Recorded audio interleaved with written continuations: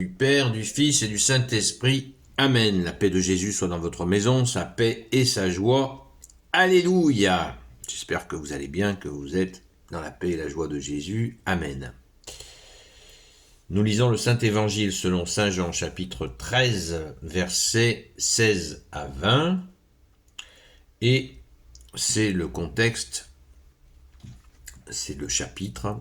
Toujours quand on lit une parole, il faut voir dans quel chapitre elle s'inscrit, comme je vous le disais hier, pour comprendre, ça va mieux. C'est dans le chapitre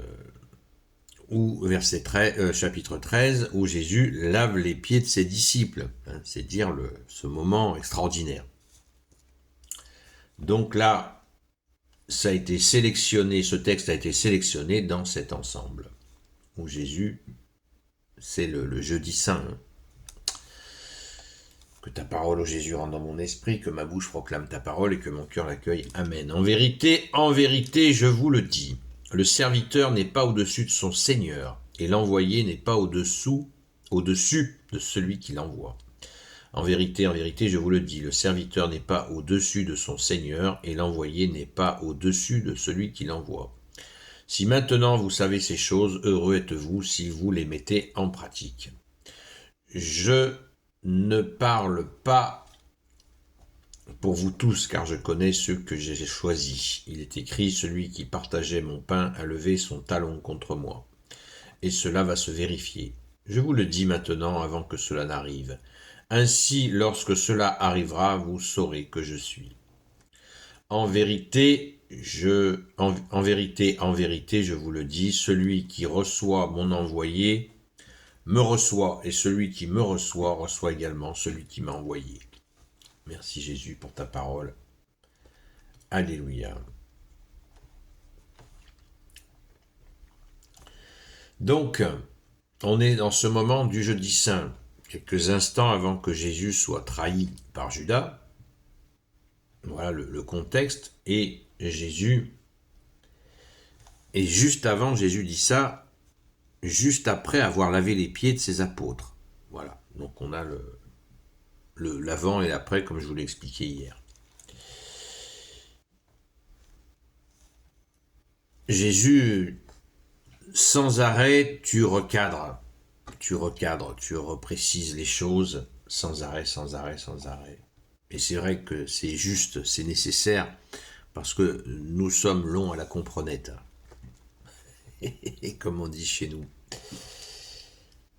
Alors on va voir ça verset par verset. En vérité, je vous le dis, le serviteur n'est pas au-dessus de son Seigneur et l'envoyé n'est pas au-dessus de celui qui l'envoie. Si maintenant vous savez ces choses, heureux êtes-vous si vous les mettez en pratique. Ça, c'est une allusion au lavement des pieds. Jésus a dit au verset 14, pour comprendre, vous aussi vous devez laver les pieds, vous lavez les pieds les uns aux autres. Donc Jésus rapporte qu'il est le patron, qu'il est le patron, ne l'oublions pas. C'est ce qu'il dit à ses apôtres, Jésus fait tout pour que les apôtres ne prennent pas la grosse tête, qu'ils sont au service de Jésus, qu'ils ne peuvent rien sans Jésus, ils le savent, c'est certain, mais Jésus insiste encore. Et quand il dit au verset 14, vous aussi vous devez, verset 14, donc si moi le Seigneur et le Maître, je vous ai lavé les pieds, vous aussi vous devez vous laver les pieds les uns aux autres.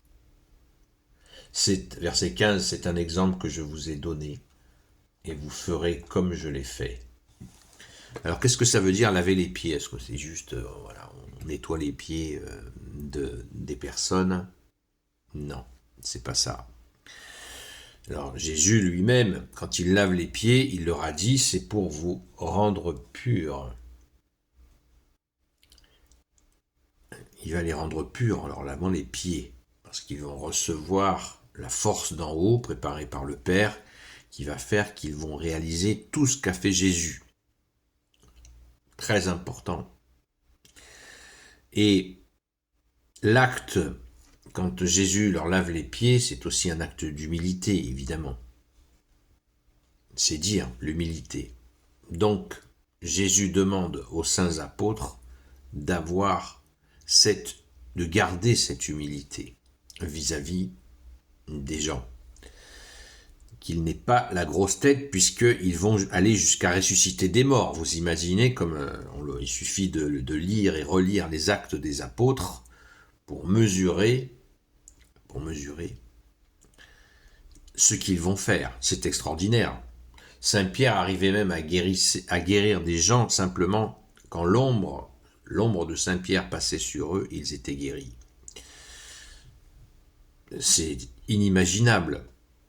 Donc le lavement des pieds, c'est un acte d'humilité. C'est un acte d'humilité. Pensons-y. Si maintenant vous savez ces choses, heureux êtes-vous. Si vous les mettez en pratique, si vous gardez l'humilité, vous serez heureux. Très important, l'humilité encore et encore.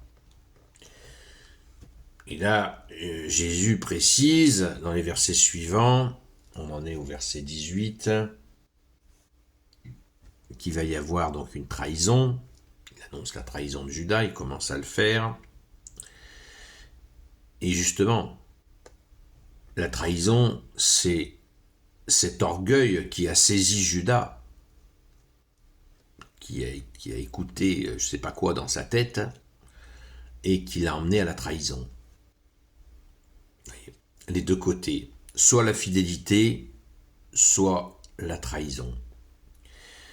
C'est dur, hein, c'est dur, et ça a dû être très dur pour Jésus, puisque un peu plus tard, il nous est dit que à peine Jésus avait-il dit cela au verset 21, qu'il fut troublé en son esprit. Parce que 3 ans passés avec Jésus et le Judas, il trahit, c'est absolument, ça a dû être extrêmement douloureux pour Jésus.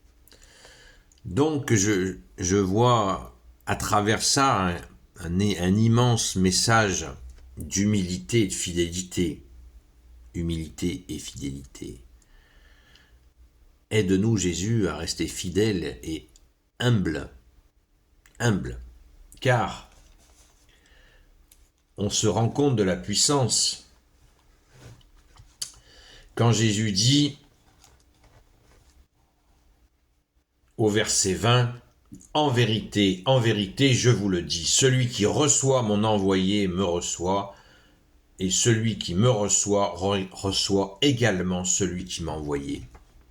Car quand nous recevons Jésus, eh bien, Jésus ne vient pas tout seul, il vient avec son Père. Alléluia, rendons grâce les amis, rendons grâce de cette immense grâce. De la même manière, Jésus, rappelez-vous, on l'a vu il n'y a pas si longtemps que ça, celui qui accueille un enfant en mon nom, c'est moi qui l'accueille, dit Jésus. Et celui qui m'accueille, accueille celui qui m'a envoyé. Ou encore une autre séquence d'évangile où Jésus dit, si vous mettez en pratique mes paroles, mon Père et moi viendrons faire notre demeure en vous. Waouh, vous voyez, il n'y a pas plus puissant sur la terre, il n'y a pas plus puissant que cela, que cette merveille, le Père, le Fils et le Saint-Esprit. Et si Jésus est là avec son Père, eh bien on sait que l'Esprit Saint, c'est la relation entre le Père et le Fils. Donc, nous pouvons être porteurs de la Sainte Trinité. La Sainte Trinité, pas moins. Alléluia. Quelle grâce, hein, il faut mesurer la grâce que nous avons, d'où la nécessité de la fidélité et de l'humilité. Fidélité, humilité, constance. Fidélité, humilité, constance. Merci Jésus de nous y aider, parce que l'adversaire est très rusé pour nous séduire vers l'orgueil, qui est le commencement de la chute. Donc Jésus, prends pitié de nous. S'il te plaît, bien-aimé Jésus, garde-nous fidèles, humbles et constants. Gloire soit au Père et au Fils et au Saint-Esprit, maintenant et toujours et pour l'éternité. Amen. Ô Jésus, toi qui peux tout et qui portes tout, toi le Sauveur, toi l'Emmanuel, je te confie toutes celles et ceux qui regarderont cette vidéo, ainsi que leurs proches, selon ta seule volonté, ô Jésus. Sainte Marie, Reine des cieux, toi l'Immaculée Conception, toi qui écrases le serpent, toi qui es la lune sous tes pas, toi notre Mère, Notre-Dame. Saint Joseph, toi le juste et le saint, toi le sage, toi la terreur des démons, toi le saint gardien de la Sainte Église catholique apostolique. Sainte Marie-Madeleine, notre chère sainte patronne, et vous tous les saints et saintes amis de Jésus, Saint Michel Archange, Saint Gabriel Archange, Saint Raphaël Archange, et vous tous les anges qui te servent, ô Jésus, je vous confie toutes celles et ceux qui regarderont cette vidéo, ainsi que leurs proches, selon ta seule volonté, ô Jésus. La paix de Jésus soit dans votre maison, je vous donne rendez-vous à ce soir, sur la chaîne Seul Jésus Sauve, à partir de 20h jusqu'à 22h. À très vite!